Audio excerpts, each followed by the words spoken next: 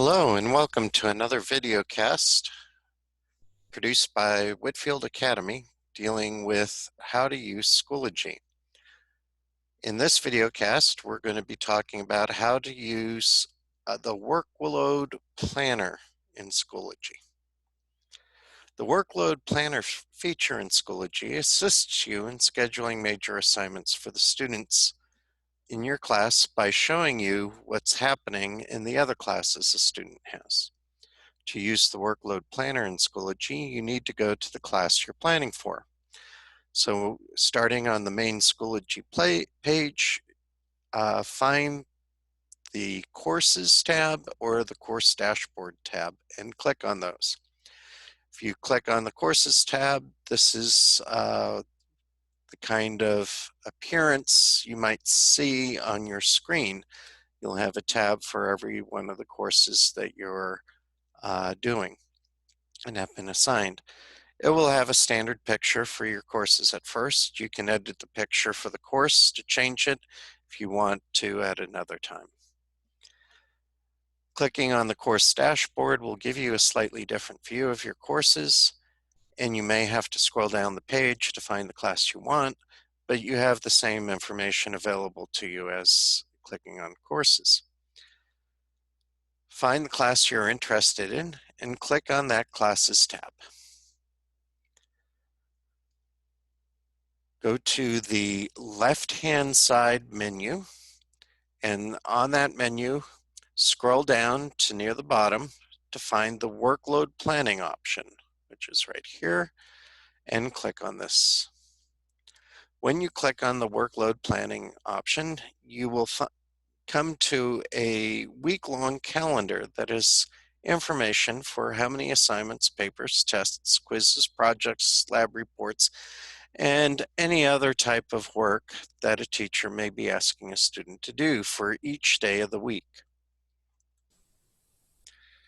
You can move the week forward or back by using the arrow keys that you see next to the days for the week. This happens to be the week, this past week from March 30th to April 5th, 2020.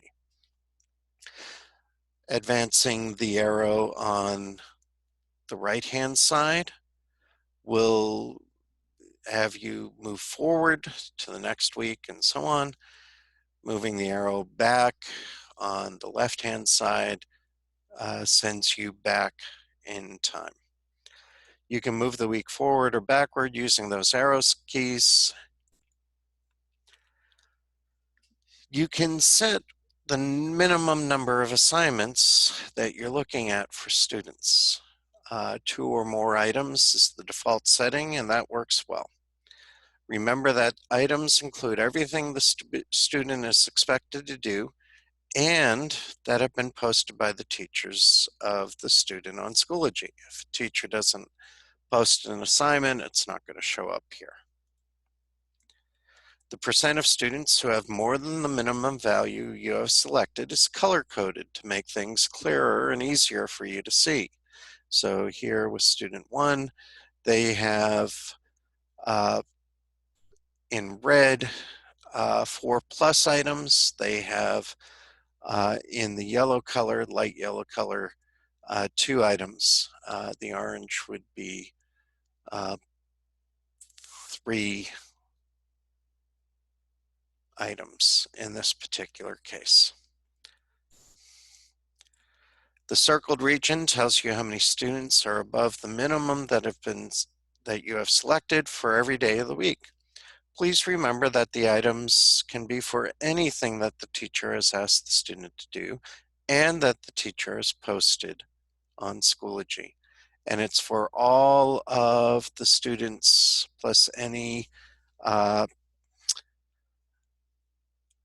specialists who are aiding the students, tutoring them in the Academic Enrichment Center, and so on. If you want to give a class a test or have a paper due on, let's say, Thursday, April 2nd, you're going to move your cursor over to where the number is in that box, and click on that number. That will cause a pop-up window to open. And this is what the pop-up window looks like for that particular day. This particular student, whose name has been blacked out here, has 5 items that have been posted for her to complete on Schoology for that particular day. There's a biology homework number 66. There's a flipped classroom video question on Punnett squares, also assigned in biology. There's an announcement that says complete and turn in the verb forms quiz, and there's a quiz on verb forms in Latin 2, and the student for period 6 literature and composition class has notes on reading 4 to complete. So the pop-up window indicates all the assignments for the student that day. It may also include announcements, the names of the assignments, the class that the assignment is for, and the teacher of the class. It's incredibly helpful when teachers indicate what the assignment is in the name or title that has been given to the assignment. We can see here there is a quiz that has been assigned. It's very clear that it is a quiz.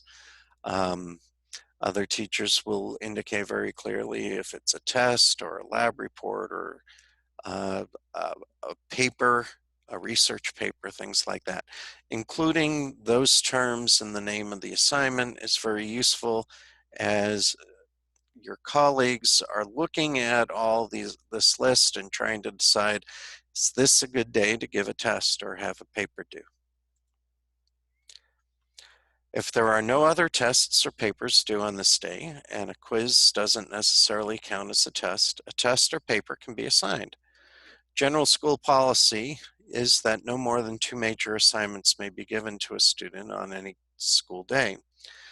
Teachers' judgment and discretion are going to be important here as they try to interpret what constitutes a major assignment and what doesn't. Some observations that can be made with this this workload planning tool.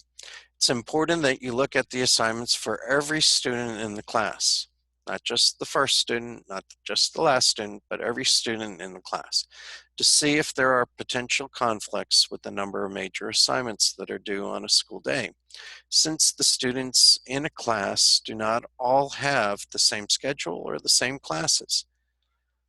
As you're planning and looking ahead, you can find the best times for students in the class to take a test for the unit you're finishing or for them to turn in a paper. Understand there is a bit of first come, first serve competition in making these assignments. So those who plan ahead get more possible dates on which to have their major assignments due.